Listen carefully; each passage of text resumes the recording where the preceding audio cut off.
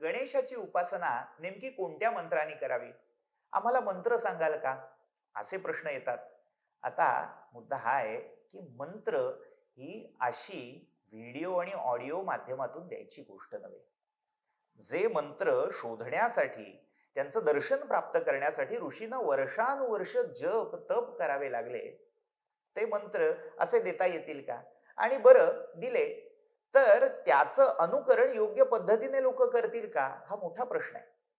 त्या मंत्राचं स्वतंत्र असं एक विधिविधान असतं आणि ते विधिविधान प्रत्येक जापकानुसार, साधकानुसार, त्याच्या प्रकृतीनुसार ठरत असतं. म्हणजे आजच्या भाषेत सांगायचं झालं तर ते कस्टमाइज आहे. मग हे कस्टमायझेशन लक्षात घेता असा सगळ्यांना एकच मंत्र देऊन चालणार नाही. म्हणून मग ऋषींनी आपल्या सगळ्यांची सोय करून ठेवली. ती गणपती बाप्पाचे अनेक नाममंत्र त्यांनी आपल्याला दिले.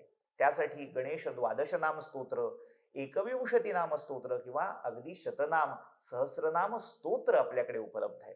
मग या स्तोत्रांचा पाठ, त्यांची आवृत्ती आपण करू शकतो किंवा आपल्याला गणपती बाप्पाचं जे नाव आवडत असेल त्याला चतुर्थीचा प्रत्यय लावून आणि नमहा हे अव्यय लावून तो नाममंत्र जपावा. उदाहरणार्थ वक्रतुंड, वक्रतुंडाय नमः, एकदंत, एकदंताय नमः, गजानन, गजाननाय नमः, अशा नाममंत्राचा जप आपण करू शकता.